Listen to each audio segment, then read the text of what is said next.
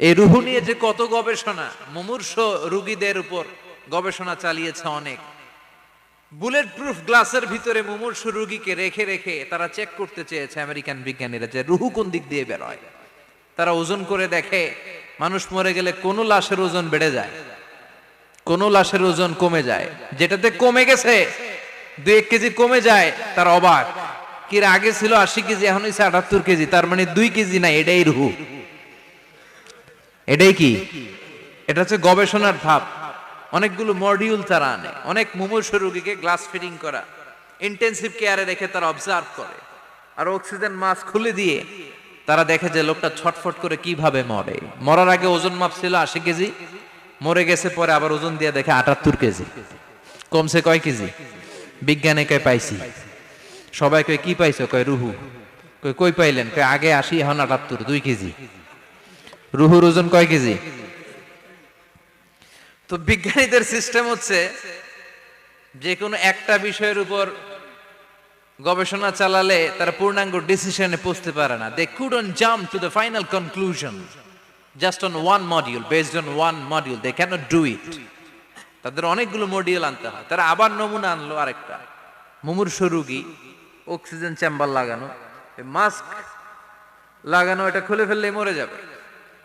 Bullet proof করা গ্লাসের ভিতরে ঢুকিয়ে এটার ওজন মাপ, এটার ওজন 60 কেজি।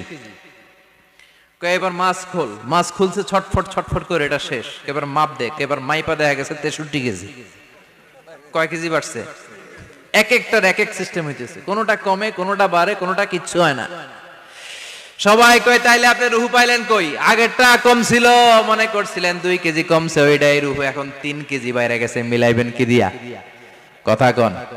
আল্লাহ ডেকে বলে, গোলাম কিয়ামত পর্যন্ত একটার পর একটা মুমূর্ষ রোগীকে বুলেট প্রুফ গ্লাসের ভেতরে ঢুকাতে পারবি, গবেষণা করতে পারবি, মাগার রুহু খুঁজে পাবি না। চিল্লায় বলেন ঠিক কি না? কারণ এই রুহুর মালিক কে? সে আল্লাহ বললেন, আল্লাযী খালাকাল মাউতা ওয়াল হায়াতা লিয়াবলুয়াকুম আইয়ুকুম আহসানু আমালা। জীবন আর মৃত্যু বানালাম তোমাদেরকে পরীক্ষা করার জন্য। পরীক্ষা আছে না নাই? গোটা দুনিয়াটাই পরীক্ষা। আল্লাহর আদেশে দেহে ঢুকে, আল্লাহর আদেশে বের হয়ে যায়, ঠিক কি না? এই যে ছোট্ট বাচ্চাটার দেহের ভিতরে যে রুহু ঢুকলো, কে দিল? 120 দিনের আগে মানব শিশুর দেহের ভিতরে কিন্তু রুহের ফুৎকার হয় না। সহিহ বুখারীর বর্ণনা 40 40 40, 3 কত? কথা বলেন। প্রথম 40 থাকে নুতফা, তারপরের 40 হয় আলাকা, তারপরের 40 হয় মুদগা, sperm drop, blood clot, and then the little flesh. ছোট্ট নাপাক পানি ছিলাম, শুক্রাণু ছিলাম আমরা। কি ছিলাম? শুক্রও ছিলাম না, শুক্রাণু, শুক্রের অণু। এক ফোঁটা শুক্রের মধ্যে 20 কোটি অণু থাকে। ওই 20 কোটির একটা ছিলাম আমি আর আপনি। সুবহানাল্লাহ, বাড়িতে গিয়ে বললেন। ডিম্ব আমরা ছিলাম না, আমরা ছিলাম ডিম্বাণু। ডিম্বের এই ডিম্বাণু আর শুক্রাণু দুইটা মিলে আল্লাহ আমাদেরকে বানায় ফেললেন জাইগট। সেখান থেকে এমব্রয়ো, তারপরে আস্তে আস্তে ইনিশিয়াল স্টেজগুলো শেষে একটার পর একটা স্টেজ পার করে তিনি আমাদেরকে বানালেন আলাকা। সেখান থেকে মুদগা, আমাদের দেহের ভেতরে তিনি স্কেলিটন ভরে দিলেন, কঙ্কাল, মাথার স্কাল দিলেন, খুলি দিলেন, নাক কান গলা দিলেন, আমার রেসপিরেটরি সিস্টেম চালু করে দিলেন। কত ছোট ছিলাম আমি, ক্ষুদ্র ছিলাম আমি। ফালয়ানজুরিল ইনসানু মিম্মা খুলিকা, খুলিকা মিম্মা দাফিক। মানুষের উচিত তার সৃষ্টি প্রক্রিয়ার দিকে নজর করে তাকানো। বাবার পিঠ থেকে সবেগে নির্গত হওয়া পানি দিয়ে মায়ের পেটে তোমারে ঢুকায় দিল কে? নাপাক পানি থেকে ছোট্ট ব্যাঙ্গাচির মতো ছিলাম, জোকের মতো মায়ের জরায়ুর দেয়ালে লেগেছিলাম। সেখান থেকে বড় করতে করতে আমার রেসপিরেটরি সিস্টেম, আমার হেয়ারিং সিস্টেম, আমার সব সিস্টেমগুলো তিনি আমার দেহের ভিতরে সেট করে দিল। চিল্লায় কোন সুবহানাল্লাহ। 120 দিনের সার্টেন পিরিয়ড শেষে তিনি দেহের ভিতরে রুহের ফুৎকার দিলেন। দেয়া মাত্রই আমার রুহুতে ধপ ধপ ধপ শুরু হয়ে গেছে। ওই যে ধপ ধপ শুরু হয়েছে, আজও থামে নাই। এই ধপ ধপ থামলে বাঁচবেন? দম ফুরাইলে আমরা ঠুস হয়ে যাবো, ঠিক কিনা? আরে মানুষ রঙিন ফানুষ দম ফুরাইলে তবু তো ভাই কারোরই নাই একটুখানি। আরে মানুষ রঙিন ফানুষ, রঙিন ফানুষ, আরে মানুষ। সুবহানাল্লাহ বলেন। সে আল্লাহ বললেন, গোলাম জীবন আর মরণের মাঝখানে আমি তৈরি করেছি রুহু।